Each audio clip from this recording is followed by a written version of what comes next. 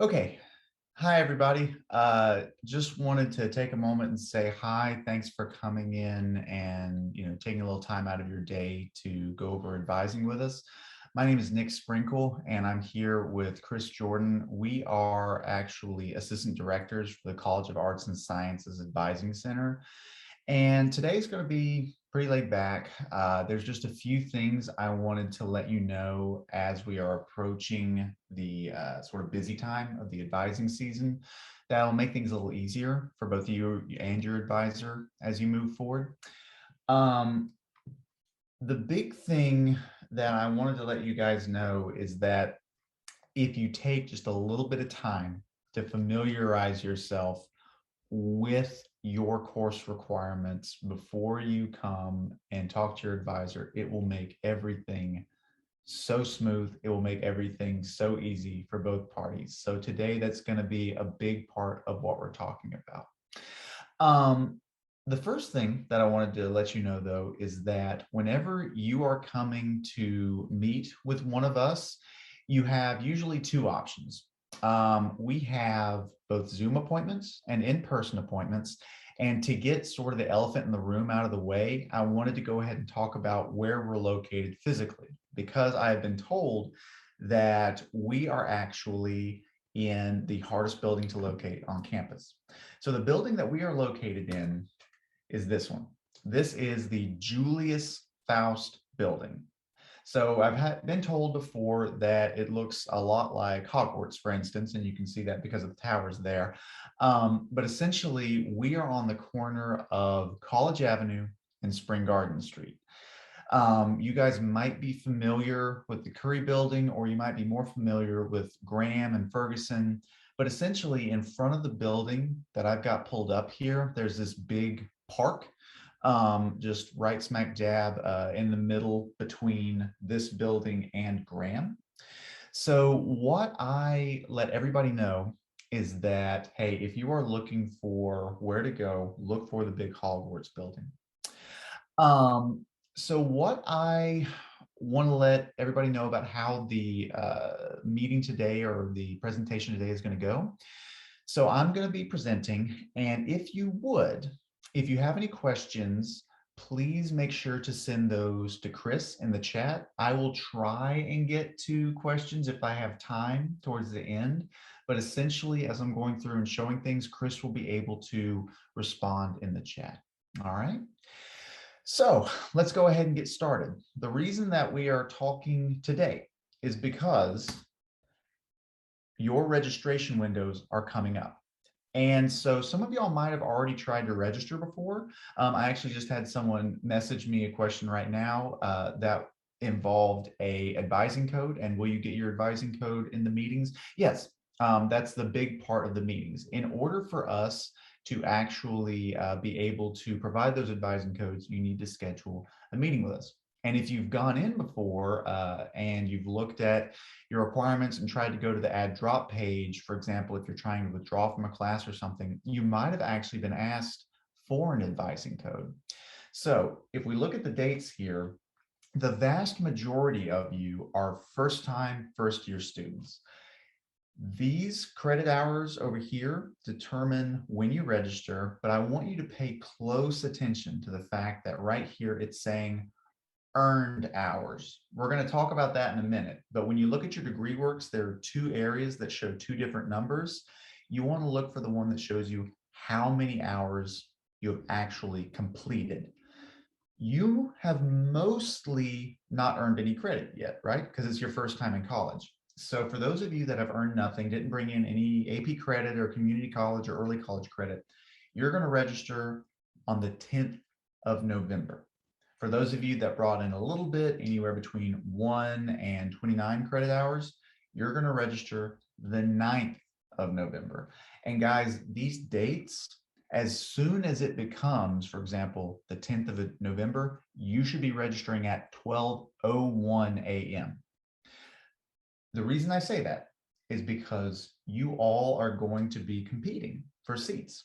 And so if you're registering in this last wave, for instance, there is a pretty good chance that you have someone else out there that also wants that seat, right? So don't wait till you wake up the next morning. I don't know if you're a night owl or not, but you need to be a night owl that night, right? You need to make sure that you stay up, try to register, and then you can modify your schedule if you need to, maybe the next day or something. Um, I wanted to let you know another thing that's coming up before we get into sort of the meat and potatoes. I'm going to show you some degree work stuff to keep in mind, but I'm going to emphasize this a few times. If you are looking to withdraw from a class and you want to do that without academic penalty, you want to register for an appointment with us sooner rather than later, or at least send us an email. The reason for that being October 8th is the last day to register without receiving an F on your transcript. It's technically a WF, but it functions like an F. So yes, you have until, let's say, November 10th to meet with us and talk about your advising and your registration if you register on the 10th.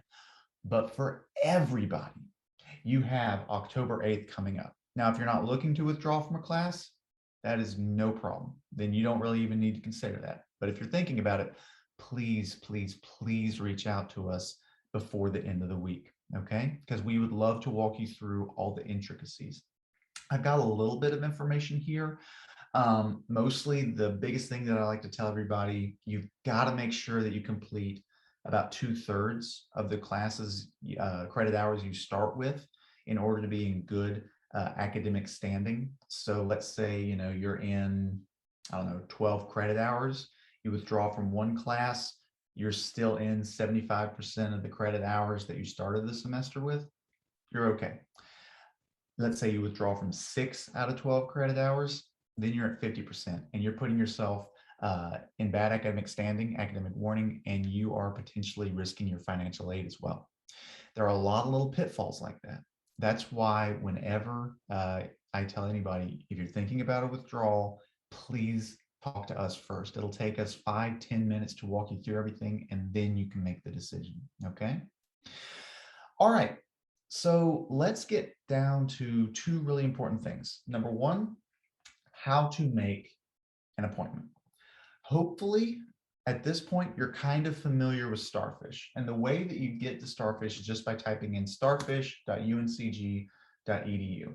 And it will bring you to, when it cooperates, the login page that you will see. And for most of you, if you click over here and then go down to My Success Network, you will see your advisor right there. So right now, for this example, for example, if you're in biology, you might eventually see Dr. Marrera. She's fantastic. For you, you might see the College of Arts and Sciences Advising Center if you haven't been assigned an advisor yet. For example, if you just changed your major. If you make sure that you click on your advisor, you will see this schedule appointment. And right there, you will see this little link. It just says advising. If you click on that, it'll walk you through everything that you need to do. So like, for example, if you just click general advising, go through, you'll be able to click days and see when there are some advising appointments. So for example, there weren't any this week because it looks like people were really excited on going through and getting appointments that week. But here on the, let's say 11th, or excuse me, the 13th, I can select the day and the time that I want to. And once I've done that, I can click continue. I can pick either virtual or in person. I can tell a little bit about why I want to do that appointment, and I'm good to go. So I really recommend in the next couple of days, just taking a few minutes and again, going to Starfish, clicking on My Success Network, and then going to your advisor. Because you are probably assigned to Chris, myself, or Eleanor, or Caitlin, or Nancy, instead of seeing advising, you might see CASA advising as the category, and that is absolutely fine. There's nothing wrong with that. If you click that, you'll get the same thing. Okay. So next up, I wanted to show you some things that you can look at in order to prepare for your appointment. If you look at your degree works, and hopefully all of y'all have had a chance to do this. If not, no problem. You can find this in your UNC Genie.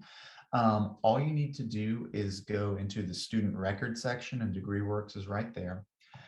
And you can actually take a look at all of your requirements. Now, I know I've had questions before. People have been concerned like, oh my God, are we looking at a student right now? Don't worry. Debbie Diagnostic is not an actual student. She is a pretend filler. But right now, she's going to give me a really good opportunity to show you a really cool tool, because you might have noticed that Debbie Diagnostics major is actually kinesiology. So kinesiology is not in the College of Arts and Science. But let's say that she's looking to change in the College of Arts and Science, or she's looking to potentially change her major to something within the College of Arts and Sciences. There's this really neat tool here called What If? And if I click on that, I can actually look at whichever catalog year I want to look at. And for y'all, it's probably going to be 2021. And I can select either a Bachelor of Arts in the Arts and Sciences or a Bachelor of Science in the Arts and Sciences. So let's say that Debbie wants to be a Communication Studies major. So if we process that what if, we'll be able to see a few things. Number one, we'll be able to see the general education requirements. And number two, we'll be able to see the major requirements down here. So whenever you're preparing for your meeting with your advisor, I recommend trying to find a balance. And the balance that I recommend is depending on how excited you are about your major. If you are someone who is really excited about your major and you are absolutely loving the introductory course that you're taking, if you are taking an introductory course for your major, you might want to consider bumping it up to 2. If you're absolutely loving everything about it, make sure that you might even talk to your advisor about bumping it up to maybe 3. It's not common that people do that, but you might as well ask, right? For example, if someone really loves psychology, I might have them take developmental psychology, theories of personality, and then the 1 credit hour careers in psychology, right? Not a huge burden to add that third 1 credit hour class, but it gets them just a little bit more exposure to the major, right? So if you really love it, you might consider 2 major courses that you can pick from down here, and then you pick 2 general education categories, right? So one thing from the general education category that I really wanted to talk to you about is your additional language requirement. So while you're here at UNCG in the College of Arts and Sciences, and there are 1 or 2 exceptions, for example, I believe interior architecture still has an exception, you need to take 4 levels of a language other than English. So let's say you take Spanish. You need to take Spanish 101, 102, 203, and 204. Same thing for French, German, etc. If you're taking Spanish, French, or German, those classes or those majors and those subjects have level 101 in the fall and the spring. So if you're interested, you can start in the spring.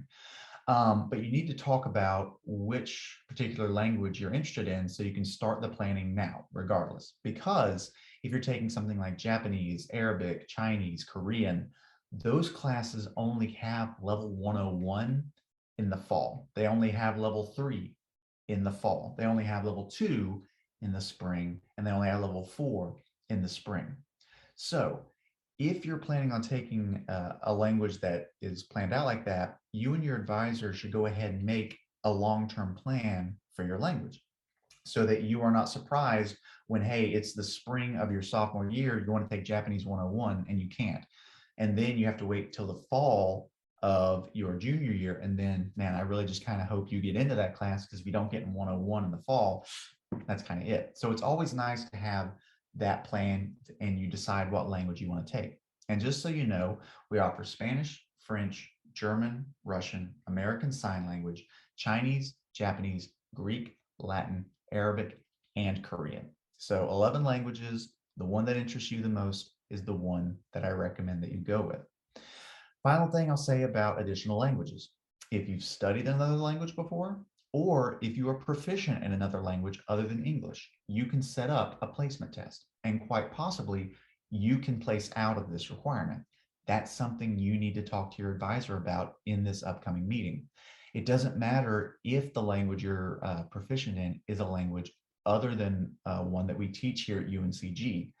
If you are proficient in it, and let's say you're a native speaker, you can still place out of it. But you and your advisor will have to work together to find someone who speaks that language, who is a professor at a university somewhere in the United States, an accredited university. And basically all that you'll have to do is get them to like have a Zoom with you, have a conversation, get certified, and you're good to go. I tell folks that I've actually found someone who was able to provide a test to a student who actually was speaking a dying language. There was only about 500 people left in the world who spoke that language, and we still got it certified. So as long as you let us know, we'll do our best, right? I did see someone just ask a question about Italian. Italian is no longer offered at UNCG. We do still have it on the catalog because it used to be offered, but the last time I remember seeing it was when I was in undergrad, and I started undergrad here in 2008. So I don't know when we stopped offering it, but I do know that we're not offering it at the moment. Okay. All right. So what I invite you all to do then is go to your UNC Genie when you get a moment in the next coming weeks. Look at your general educations, look at your major requirements. You do not have to have a complete schedule put together, but truly it is something that is really helpful to have whenever you're talking to your advisor. Last thing I'm going to talk about on DegreeWorks is a bit of a numbers game. So in order to graduate, you need to earn 120 credit hours. Your general education requirements are roughly 45 credit hours on top of that, or 45 credit hours of that 120. Your major requirements might vary. So for communication studies, that's 36 credit hours, and you can see that number right there. So 36 plus 45, that brings us to what, about 81? So if you need 120, you're getting 81 from your general education and your major. That leaves you with about 39 credit hours to kind of do whatever you want with. You could fit another major in there. So whenever you come to your advisor, don't just think about, okay, what's next semester? Think about slightly bigger picture questions. Could I double major? Could I minor? Could I double minor? What language do I want to take? What sort of general education categories interest me? What sort of ones am I dreading? If you come with those questions, it'll really help us provide you with as much information as possible, okay? Last thing, I know I said last thing earlier, but I almost forgot. Whenever you're looking at the number of credit hours that you need to be considering whenever you are looking at, let's say, whenever you're going to register, you want to look at this number right here, the number of credits that are earned. The number right here is how many credit hours you have earned plus how many you're currently registered for. So notice that there's a difference. Right now, W Diagnostic has earned 26, but has 27 applied. For those of you who, for instance, are taking 15 credit hours this semester, but haven't earned any more, or haven't earned any rather, it'll say 0 right here, but 15 credit hours applied. So even though you've got that 15, you'll still be registering on November 10th. Okay.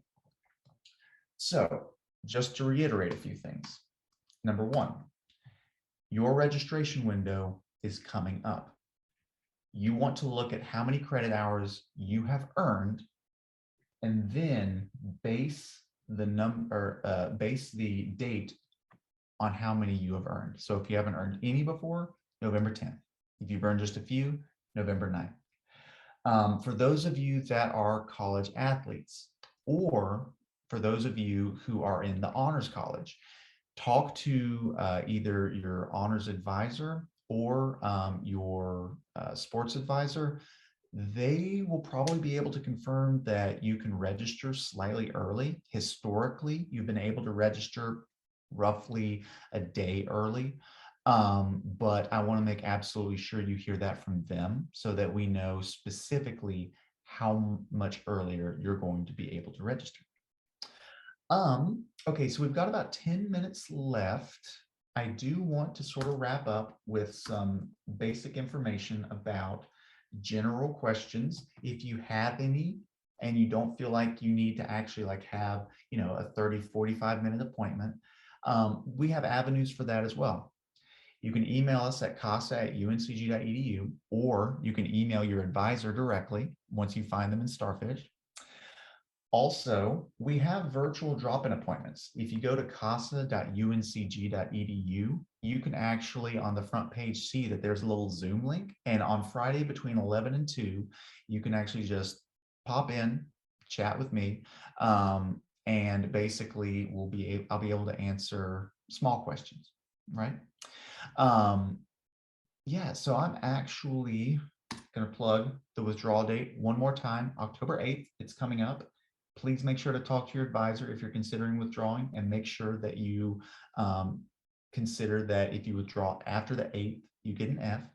But other than that, I'm just going to open it up to questions. Do y'all have any questions or concerns that you would like Chris or I to go over? And at this point, if you want to just either direct message me or you can put it in the group chat, I'll be more than happy to answer through that now, since we've got a little bit of time.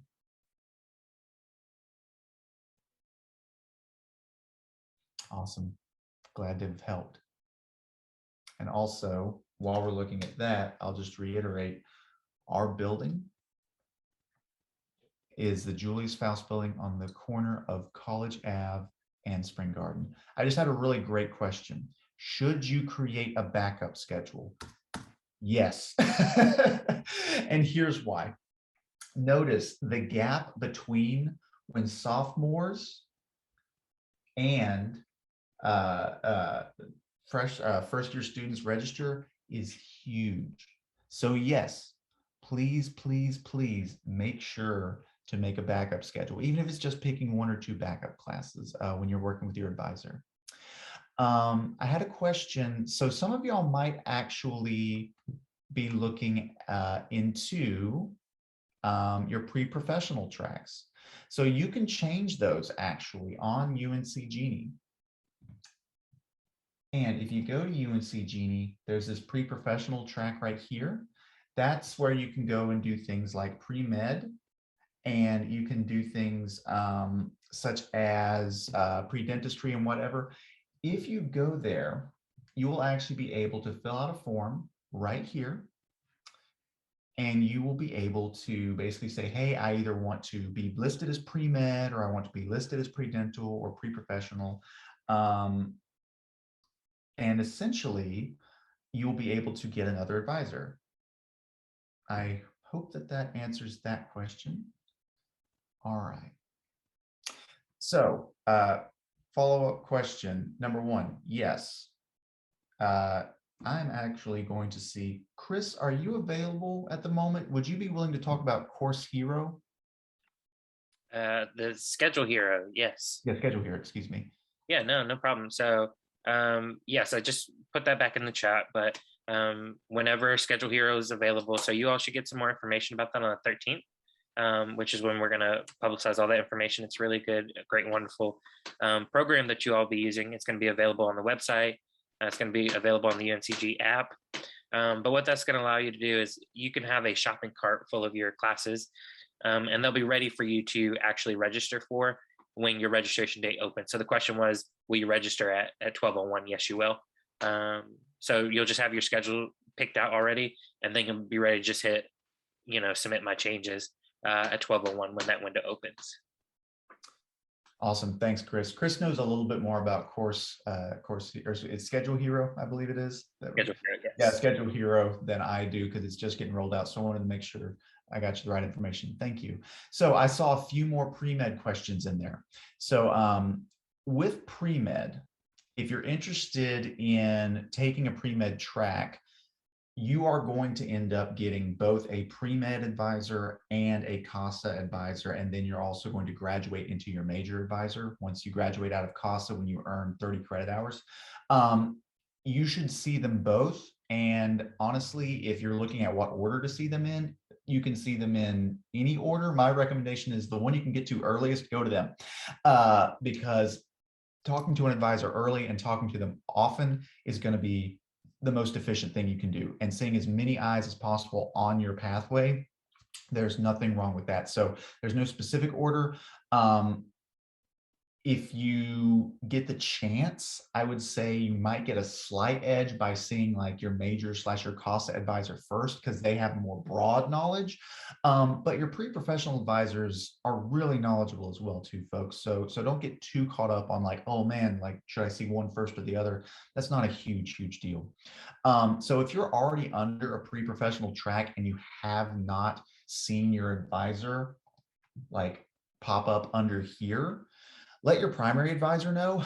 It's probably just that you haven't been assigned one. Or occasionally, you might end up being assigned to a primary advisor who is also a pre-professional advisor. So for me, I'm a pre-med, pre-PA, pre-dental, pretty much the gambit of professional advisors, but I'm also a CASA advisor. So if you're pre-professional and you have me, for instance, you're kind of covered. Or if you're pre-professional and you have Caitlin, for instance, you're kind of covered, because both of those things are our bread and butter. We cover those day in, day out, all the time. So good question. Did that help, Ashley? Awesome, cool. And Raquel, were those arrows indicating that you wanted to hear the same answer?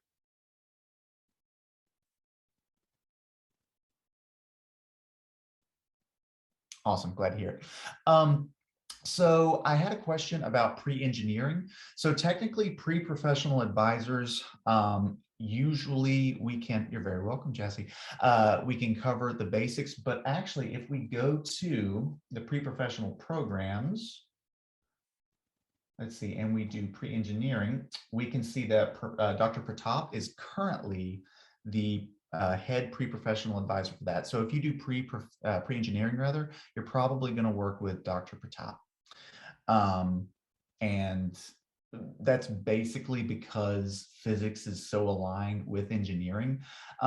Pre-engineering is a little bit of a unique beast, because you are most of the time going to look at one of two things: getting the prerequisites you need to transfer to a school with an engineering program, or getting your undergraduate in physics and then getting a master's in engineering. I've had a lot of folks get their master's in physics here and then either do like mechanical engineering is very popular. A little bit of information comes back that folks go to electrical engineering as well, but usually it's either mechanical or aeronautical engineering. So if you're pre-professional focused on pre-engineering, he's going to be guiding you through taking the classes you need usually to transfer, unless you tell him, hey, I want to get my physics degree and then go get my master's. And either one of those is a perfectly fine pathway.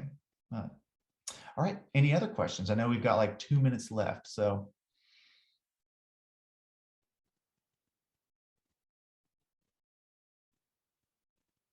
Oh, 1 minute now.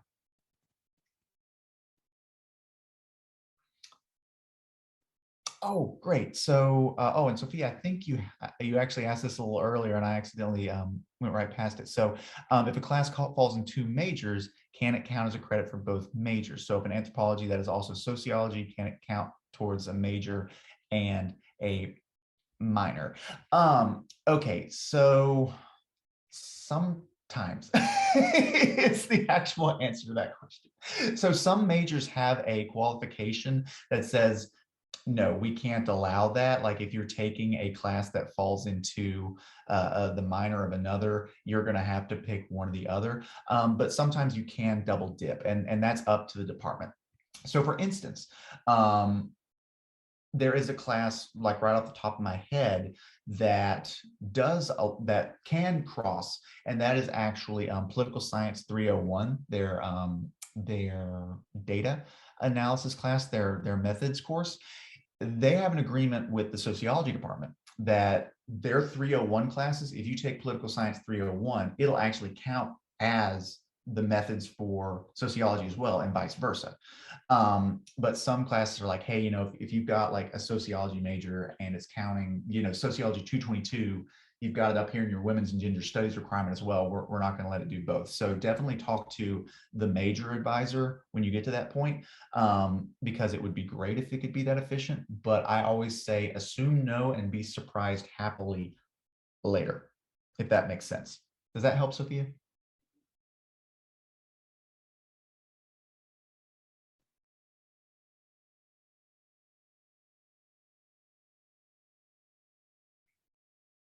I'm going to go with yeah. Awesome, cool. So we are out of time, guys. So I'm going to end with this. I really, really, really want to emphasize, register 1201 on your day. Go to your DegreeWorks when you get a chance.